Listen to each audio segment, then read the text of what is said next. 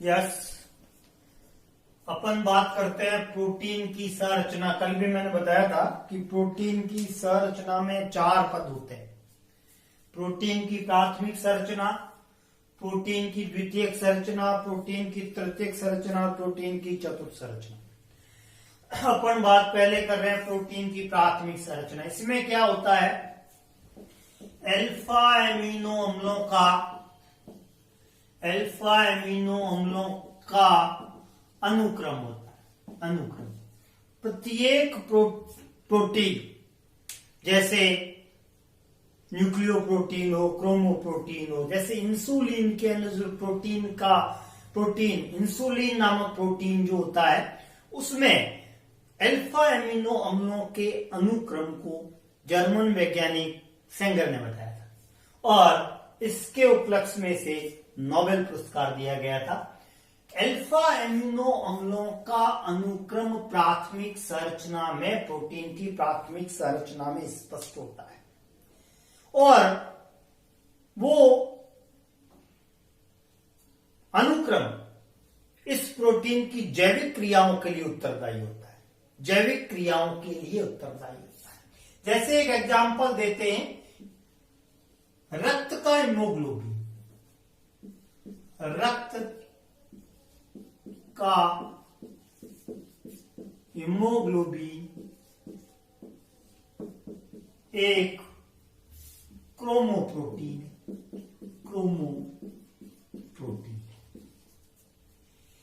इसमें 554 alpha amino acid अनुक्रम में जुड़ते हैं।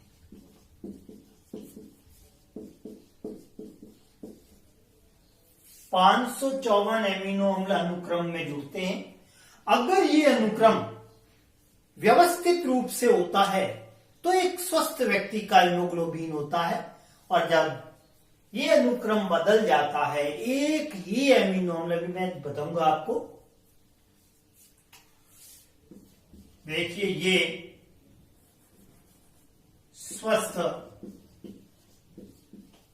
हीमोग्लोबिन में अल्फा एमिनो अम्लों का अनुक्रम, अल्फा एमिनो अम्लों का अनुक्रम स्वस्थ व्यक्ति में ये क्रम क्या होता है,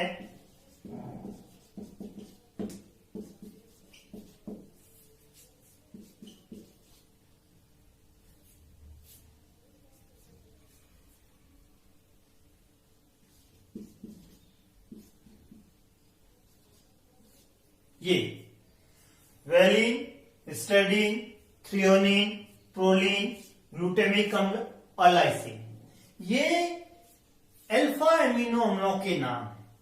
valine, histidine, threonine, proline, glutamic अम्ल, लाइसिन।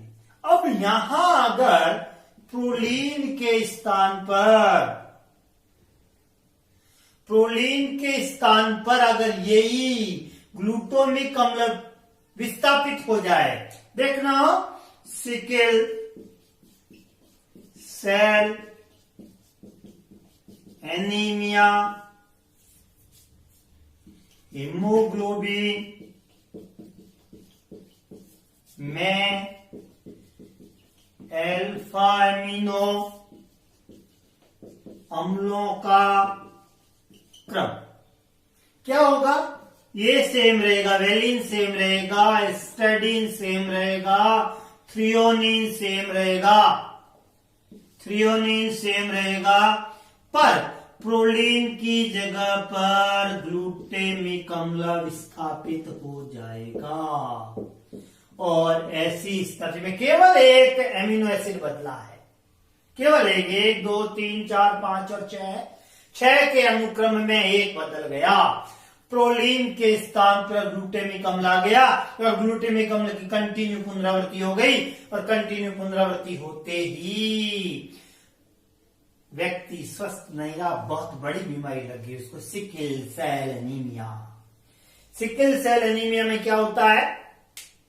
सिकल सेल एनीमिया में जो हीमोग्लोबिन सेल्स होती है, जो रक्त कोशिकाएं होती है, वो मुड़कर अंशीय आकार हो जाती है और जिससे ऑक्सीजन ले जाने की जो हीमोग्लोबिन की दर है वो कम हो जाती है और ऐसे रोगी विकसित नहीं होते हैं।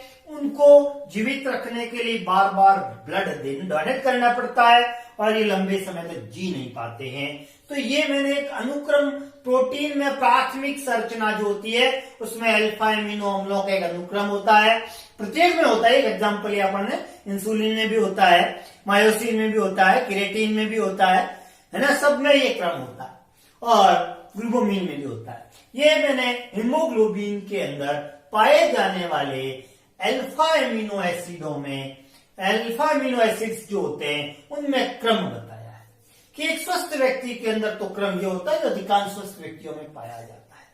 एक प्रोलीन अल्फा एमिनो अम्ल की जगह ग्लूटेमिक अल्फा एमिनो अम्ल विस्थापित हो जाता है तो वैसी कंडीशन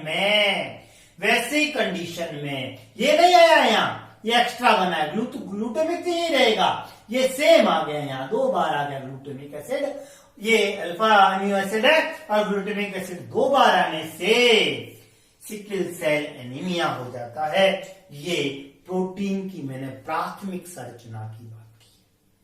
प्राथमिक संरचना में प्रोटीन की, किसी भी प्रोटीन की प्राथमिक संरचना में प्रोटीन में उपस्थित अल्फा एमिनो अम्लों के अनुक्रम की बात की जाती है, उनकी कंटिन्यूटी को देखा जाता है और कंटिन्यूटी का बहुत बड़ा महत्व होता है। कंटिन्यूटी चेंज होते ही, यानी जो अनुक्रम है उस अनुक्रम में परिवर्तन होते ही जैविक गुणों में प्रोटीन में कमी आ जाती है, यानी प्रोटीन विकृत हो जाता, प्रोटीन में विकृति आ जाती है और वो जो कार्य उसको करना चाहिए वो कार्य वो प्रोटीन नहीं कर पाता है। ये प्रोटीन की प्राथमिक संरचना की मैंने बात की है, ये प्रोटीन की प्राथमिक संरचना है। अब लेता हूं प्रोटीन की द्वितीयक संरचना। प्रोटीन की द्वितीयक संरचना, प्रोटीन की द्वितीयक संरचना। प्रोटीन की 4 संरचनाएं मैंने आपको बताई। प्रोटीन की 4 संरचनाएं, प्राथमिक, द्वितीयक, तृतीयक और चतुर्थ संरचना। प्राथमिक, द्वितीयक, तृतीयक और चतुस्क संरचना। प्राथमिक संरचना में अल्फा एमिनो अम्लों का अनुक्रम होता है, जैसा मैंने एक एग्जांपल दिया हीमोग्लोबिन में है। और दूसरा लेता हूं प्रोटीन की द्वितीयक संरचना। इसमें क्या होता है देखिए, जो प्रोटीन की प्राथमिक संरचना में अल्फा एमिनो अम्ल परस्पर पेप्टाइड बंधों से जुड़े होते हैं, उनके बीच में हाइड्रोजन बंध बनता है। यहां लिखता हूं प्रोटीन की प्राथमिक संरचना से बनने वाली पेप्टाइड इकाइयां परस्पर हाइड्रोजन बंध द्वारा संयोजित होकर द्वितीयक संरचना का निर्माण करती है। द्वितीयक संरचना का निर्माण करती है। कौन सी संरचना? द्वितीयक संरचना। यह द्वितीयक संरचना 2 प्रकार की होती है। 2 प्रकार की होती है। ये द्वितीयक संरचना 2 प्रकार की होती है। पहली होती है अल्फा हेलिक्स संरचना। मैंने कल भी बताया था अल्फा हेलिक्स संरचना, पिछले वीडियो आप देख सकते हैं। और दूसरी बीटा लहरियादार संरचना, बीटा प्लीटेड संरचना भी कह सकते हो आप, अगर हेलिक्स की तरह इंग्लिश लिखो तो बीटा प्लीटेड यानी कि चद्दरनुमा, यानी कि लहरियादार संरचना। अल्फा हेलिक्स संरचना जो होती है, अल्फा हेलिक्स संरचना जो होती है, अल्फा हेलिक्स संरचना में अल्फा एमिनो अम्ल, इसमें एक मुड़े हुए फीते के समान, एक मुड़े हुए फीते के समान संरचना होती है ये, और इसके अंदर अल्फा एमिनो अम्लों के मध्य अंतरा अणु का हाइड्रोजन बंध होता है, अंतरा अणु का हाइड्रोजन बंध होता है। ये देख लीजिए, CO और NH, ये O है और ये N है, इसके बीच में H आ जाता है, तो HO और N उच्च विद्युत ऋणियों के मध्य हाइड्रोजन बंध बनाता है, उसे अंतरा अणु का हाइड्रोजन बंध कहते हैं। C double bond O NH, ये हाइड्रोजन बंध बनता है। सब जगह ये इस प्रकार का स्ट्रक्चर होता है, ये जटिल स्ट्रक्चर है, ये NH, इसको कहते हैं, ये संरचना कौन सी है? अल्फा हेलिक्स संरचना, अल्फा हेलिक्स संरचना, अल्फा हेलिक्स संरचना। ये किसमें पाई जाती है? ये बाल, नाखून, ऊन और मांसपेशियां, ये इसके अंदर पाई जाती है। ये रेसेनुमा संरचना होती है, अल्फा हेलिक्स संरचना, अल्फा हेलिक्स संरचना मुड़े हुए फीते के समान होती है, फीता रिबिन, मुड़े हुए रिबिन के समान संरचना होती है, इसे अल्फा हेलिक्स संरचना कहते हैं। दूसरी होती है बीटा लहरियादार संरचना, ये रेशम में पाई जाती है, रेशम, ये रेशम में पाई जाने वाली संरचना होती है बीटा प्लीटेड संरचना या बीटा लहरियादार संरचना। इसके अंदर इस प्रकार से ये है वो इकाइयां होती है, किसकी किसकी इकाइयां होती है? पेप्टाइड संरचना की इकाइयां होती है, और इस प्रकार से लहर नुमा स्ट्रक्चर बनाती है, ये लहर नुमा स्ट्रक्चर बनता है। इसे ये C double bond O N H, इसके बाद यहां C double bond O N H, C double bond O N H, ये इस प्रकार से सबके बीच में पाया जाएगा। ये C double bond O N H, ये बीटा प्लीटेड संरचना, प्लीटेड संरचना। ये द्वितीयक संरचनाएं दो प्रकार की होती है, अल्फा हेलिक्स संरचना और बीटा प्लीटेड संरचना।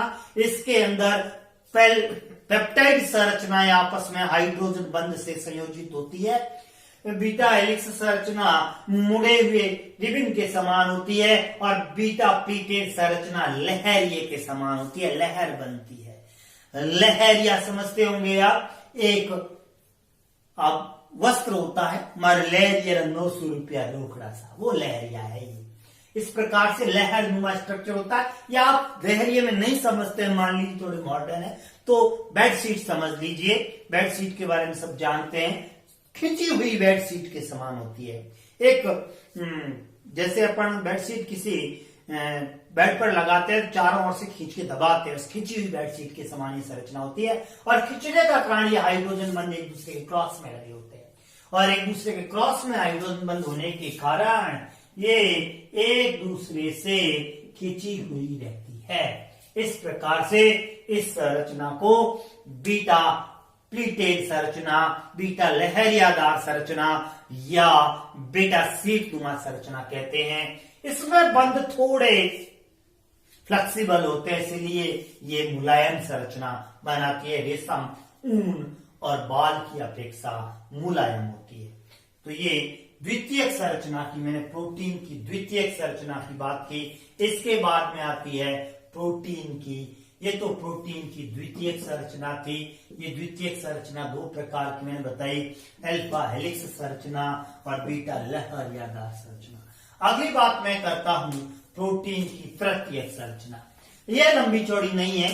प्रोटीन की द्वितीयक संरचना में बनने वाले जो संरचनाएं होती है वो आपस में अन्य बंधों, हाइड्रोजन बंध है, आयनिक बंध है, सहसंयोजी बंध है, उसके द्वारा परस्पर में गुंथा ट्विस्टेड होती है। और ट्विस्टेड होकर के तृतीयक संरचना का निर्माण करती है। तृतीयक संरचना का निर्माण करती है। तृतीयक संरचना में प्रोटीन का स्ट्रक्चर बनता है। एक प्रकार से प्रोटीन के स्ट्रक्चर का निर्माण होता है तृतीयक संरचना में, और तृतीयक संरचनाएं आपस में अंतर ग्रंथिल होकर के अत्यधिक जटिल प्रोटीन के अणु का निर्माण करती है। तो ये कोई प्राथमिक और द्वितीय का उल्लेख थोड़ा ज्यादा है। तृतीयक और चतुष्क अभी तक, क्योंकि वो इतनी जटिल हो जाती है कि उसका अध्ययन भी संभव नहीं होता। उसमें कई पॉलीपेप्टाइड इकाइयां आपस में गुंथा हो जाती है, एक दूसरे के ऊपर इस प्रकार से व्यवस्थित हो जाती है कि उसे पृथक करके समझना मुश्किल होता है। उसके बाद में एक इंपॉर्टेंट पार्ट आता है और उसका नाम है प्रोटीन का विकृतीकरण। इंपॉर्टेंट क्वेश्चन है प्रोटीन का विकृतीकरण। प्रोटीन का विकृतीकरण। प्रोटीन का विकृतीकरण। विकृतीकरण का सीधा सा मतलब है कि प्रोटीन विकृत हो जाता है। कैसे होता है? प्रोटीन को जब अम्ल, क्षार अथवा लवण प्रोटीन में जब अम्ल, क्षार अथवा लवण मिलाया जाता है अथवा प्रोटीन को गर्म किया जाता है, प्रोटीन को गर्म किया जाता है तो प्रोटीन की द्वितीयक व तृतीयक संरचना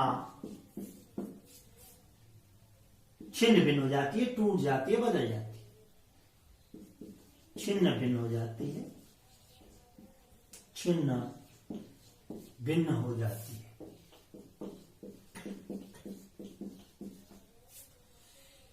जिससे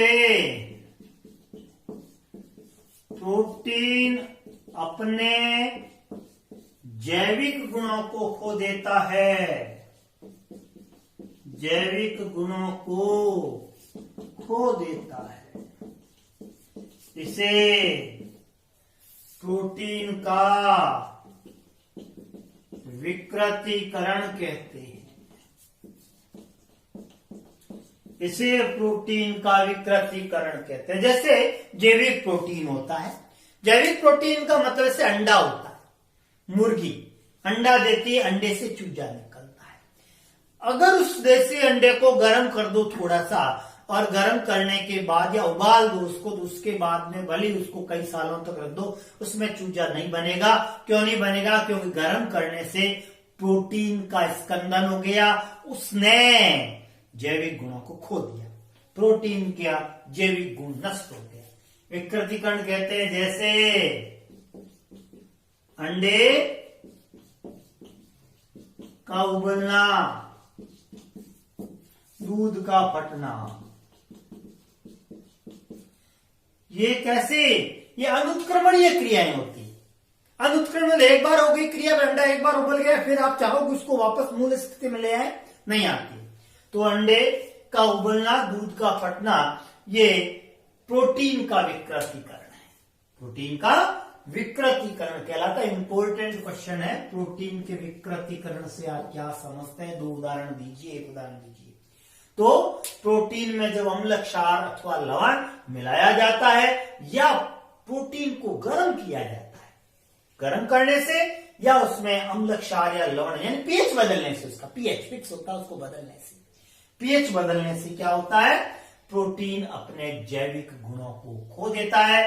उसे प्रोटीन का विकृतीकरण कहते हैं, क्योंकि उसकी द्वितीयक और तृतीयक संरचना में जो हाइड्रोजन बॉन्ड होते हैं, ये हाइड्रोजन बॉन्ड टूट जाते हैं, और ये हाइड्रोजन बॉन्ड टूट जाने से प्रोटीन का विकृतीकरण हो जाता है।